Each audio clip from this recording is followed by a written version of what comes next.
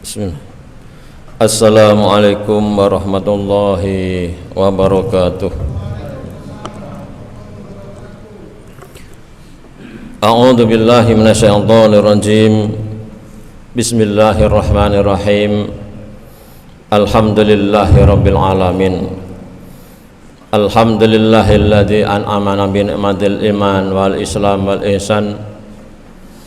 Asyhadu an la ilaha illallah wahdahu la syarikalah wa asyhadu anna Muhammadan abduhu wa rasuluh. Allahumma salli wa sallim wa barik ala sayyidina Muhammadin wa ala alihi wa sahbihi wa barik wa sallim tasliman katsira. Amma ba'd. Wonten ngarsanipun para alim wal ulama ingkang satu kenhormatan ingkang kita dherekaken fatwa nasihatipun, wonten ngarsanipun para jamaah hadirin wal hadirat rahimakumullah, wonten ing Masjid Al-Furqan ingkang kula hormati. Monggo tansah sesarengan muji syukur wonten ngarsa dalem Allah Subhanahu wa taala kanthi qaulina alhamdulillahi rabbil alamin. Salawat saha salam semoga tercurah kepada baginda Rasulullah Muhammad sallallahu alaihi wasallam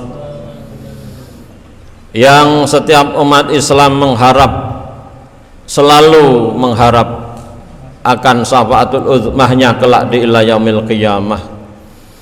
Kanthi biqaulina Allahumma sholli ala sayyidina Muhammad wa ala ali sayyidina Muhammad. Hadirin wal hadirat jamaah Masjid Al-Furqan rahimakumullah. Wonten ing malam ini Al-Fakir mendapati tema pesan moral ibadah puasa. Jamaah rahimakumullah, kalau kita bercerita tentang pesan moral yang ada di dalam bulan puasa, lebih-lebih Ramadan ini, kita menukil balik akan sejarah yang telah ada, bahwasanya Allah telah mengutus Rasul-Nya untuk melaksanakan perintahnya, untuk menjauhi larangannya, dan demi mulianya rahmatan lil alamin, Islam diturunkan, termasuk dengan adanya bulan Ramadan. Bapak Ibu sekalian rahimakumullah,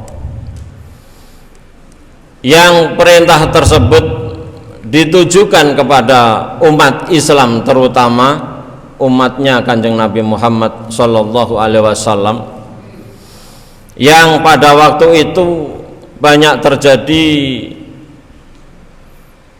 selisih, kejanggalan demi kejanggalan. Maka dipertanyakan oleh para sahabat bahwasanya bagaimana toh sebenarnya ketika kita mau melaksanakannya. Maka turun ayat tersebut, kita disuruh puasa sebulan penuh. Dari 12 bulan di satu tahun itu kita disuruh berpuasa 1 bulan penuh setiap hari, tidak putus-putusnya.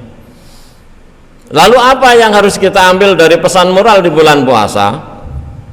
Hadirin wal hadirat rahimakumullah, ada 3 hal yang sangat kita rindukan, ada 3 hal yang sangat kita pentingkan di sini, pengetahuan lebih jauh, yaitu ketika kita menghadapi yang namanya bulan Ramadan. Titik temunya adalah kita dididik dengan sepenuh-penuhnya oleh Allah dan Rasul-Nya, bahwa di bulan Ramadan itu penuh sekali dengan pendidikan. Kita berpuasa disuruh sabar, kita puasa disuruh tenang, kita berpuasa disuruh untuk ngunci perkara-perkara. Nuwun sewu, menahan diri itu sangat-sangat dibutuhkan di bulan Ramadan ini. Hadirin wal hadirat rahimakumullah, dari judul yang ada sebetulnya 3 perkara. Yang pertama adalah menahan diri. Dari pendidikan bulan Ramadan kita disuruh menahan diri. Dari apa? Menahan diri dari perbuatan yang tidak menguntungkan, menahan diri dari perbuatan yang mengecewakan orang lain, menahan dari perbuatan yang tercela. Semua ditahan di situ. Maka pengertian yang selanjutnya adalah kenapa harus ditahan?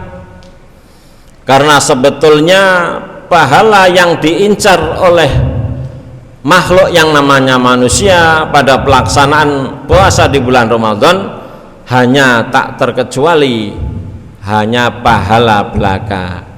Dan pahala di bulan Ramadan itu hanya Allah yang tahu. Maka di situ diterangkan bahwa kita disuruh menenangkan diri agar supaya apa? Pahala tersebut tetap disampaikan oleh Allah kepada hamba yang melaksanakannya. Karena apa? Ramadan ini diibaratkan api yang membakar. Membakar apa? Membakar kesalahan, kejelekan, kekurangan kita sebagai manusiawi biasa. Maka di bulan Ramadan dibakar oleh Allah kesalahan-kesalahan kita. Kita disuruh sabar diri, menahan diri untuk jangan melakukan atau ngucap yang tidak pas pada tempatnya, mengumpat, mencaci maki. Nggih, nuwun sewu, kadang zaman riyen niku wong wedok petan niku lambe mulut ini tidak terasa Bapak Ibu. Tapi alhamdulillah dunia sekarang orang petan cari tumo di rambut kepala itu sudah jarang ya. Semoga di perkotaan terutama di area Mukti sini tidak ada orang petan nggih, dan menjaga lesannya agar tidak berucap yang tidak diinginkan, sehingga mengakibatkan apa? Kalau mengucap yang tidak diinginkan maka pahalanya hilang. Ada riwayat zaman itu ketika Rasulullah pulang dari masjid, lewat di depan rumahnya saudagar kaya, dan perempuan itu sedang mencaci maki pada pembantunya, mungkin salah dalam pekerjaannya. Lalu ketika Rasulullah SAW mendengar itu, Rasulullah memerintahkan pembantunya untuk memberikan makanan. Tolong makanan ini sampaikan kepada juragan tadi. Sesampai sana maka dijawab oleh, alhamdulillah, dijawab oleh juragan perempuan tadi.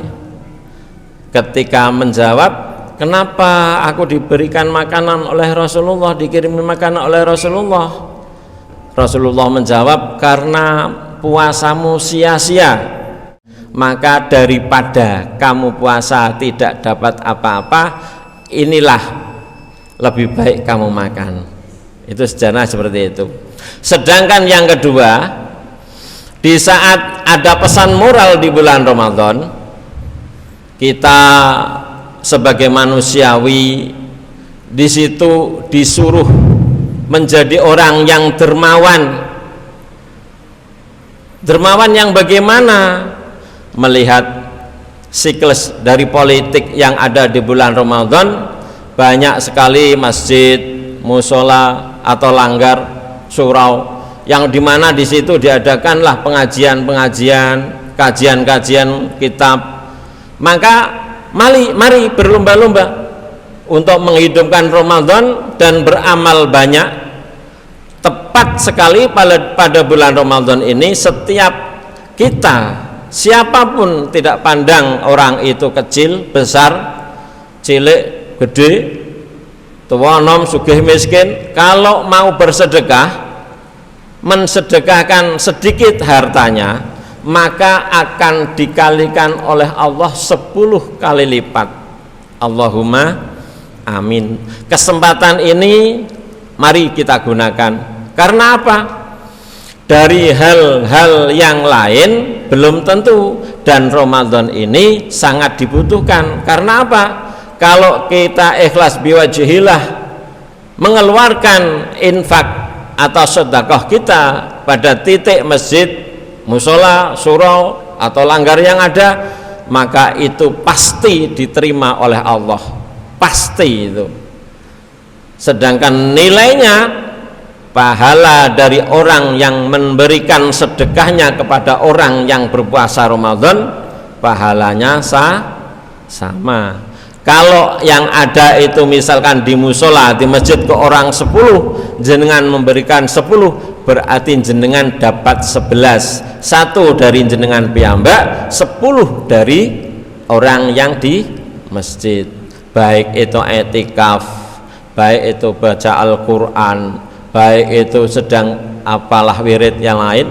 Kalau pas malam Ramadan seperti ini, jenengan jangan lewatkan kesempatan, ojo wedi miskin.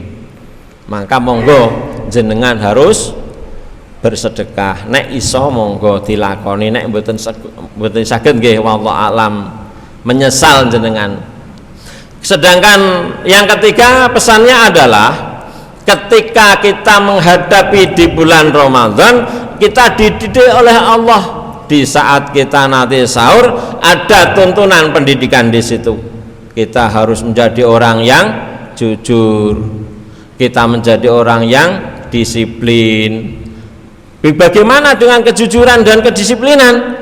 Kita mengambil inisiatif. Contoh, ketika imsak datang, maka imsak itu menghalangi bentuk dari makanan dan minuman kita yang sudah dihidangkan, yang seharusnya kita caplok, tapi karena datangnya waktu imsak, di stop di situ.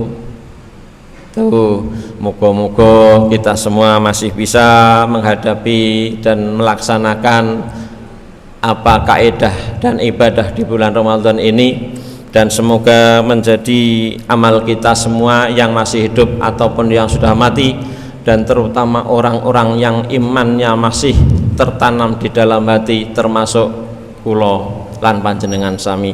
Muga-muga dari urean kula sedikit menika dapat dipahami, dan saya minta maaf karena cuma semalam ini, di malam ini saya dapat jatah. Saya mengucapkan innal aidin wal faizin wal maqbulin taqabbalallahu minkum. Wassalamualaikum warahmatullahi wabarakatuh.